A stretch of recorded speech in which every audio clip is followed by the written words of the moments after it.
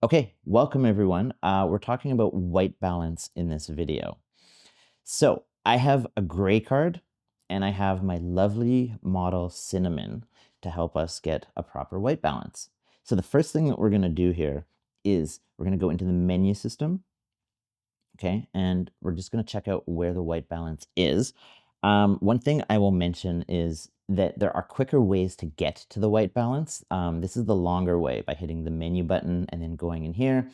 And this is my Sony A7S III, and Sony is pretty renowned for having these huge, overwhelming menu systems. There's a ton of things, which is awesome because it's great for customizing and really dialing in everything you're trying to do. But there's just a ton of things. So I do recommend finding your function button on the Sony, and if you hit that, if you hit the function button on the back of the camera, that'll get you here, which is one quick way to find your white balance.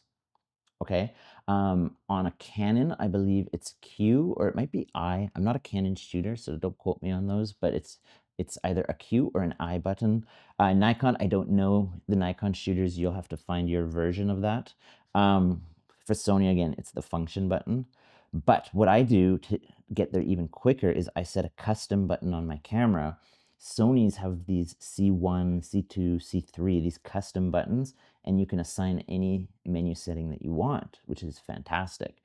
So I have my C2 button set for white balance, and all I have to do is click it once, and it gets me there, okay? So that's fantastic, and I really suggest having a quicker way to get to these important functions. Now, we can actually go through and see what some of these guys do, okay? So auto white balance, what I like to say about auto is that it's not 100% perfect, but it's really close, and it does a really good job. If you're moving fast and you're in a pinch, maybe you're outdoors and there's lots of people, lots of moving parts to the shoot, and you don't have time to grab your gray card or a color card or dial in a custom thing, and you just got to get something pretty close. Auto does a really good job, okay? And on the topic of being outside, especially for photography, I do find daylight makes the colors real nice and rich. You know, when we've got the nice greens and the blue sky, tree trunks that are brown, all those colors look nice and rich on daylight. But again, if you're moving fast and you're just not sure, auto will get you through it. For photography, of course, if you're shooting in RAW, we can change these things later. Video, unfortunately, most of us aren't shooting RAW, although there are ways to shoot RAW, which I do as well. But for the most part, it's baked into the footage, so you kind of have to set this stuff properly. Okay, but yeah, so we've got daylight here. If we keep going, you can see some pretty drastic changes as you check some of these guys out. Now, what we want to do is to figure out how to set a custom white balance and dial it in so that it's real precise. So option number one is to choose the Kelvin. Okay, so this color temperature / filter area. If we pop over here, we can choose what number our Kelvin is. And the way to do this is to know what Kelvin your source light is. Okay, so for example, my light right now, lighting this scene, is set to 5400 Kelvin. So if I go up to 5400, that could be my starting spot just to match the source light.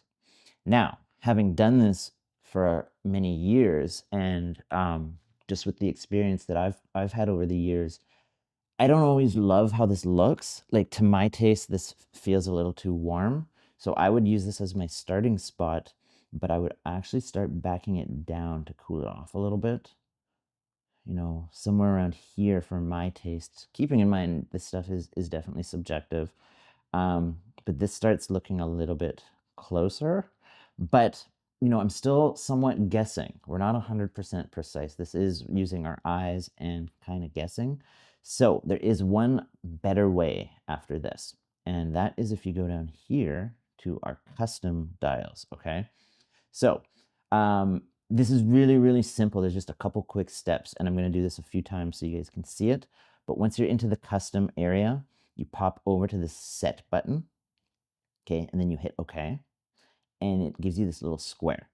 Okay, all you have to do, you do need a gray card for this to work properly, or a color card. You take this square, you fill it as best as you can with the gray card, you hit OK, and boom, you've got a perfectly custom white balance based on the gray card. Um, so easy. Could not be easier. Sometimes people don't know that this exists or how to actually do it, or maybe people are afraid. They've heard of doing this and maybe only the pros do it or whatever. It could not be easier. So I'll show you again. If you go like this, whoop, okay, so custom one, and you've got a few custom dials. You can leave them as presets if you needed to, but let's do this again. So we go set, we get that little box, okay, fill it with the gray card, hit okay, and there we go. Could not be easier. And now we've got a custom white balance and we're ready to rock.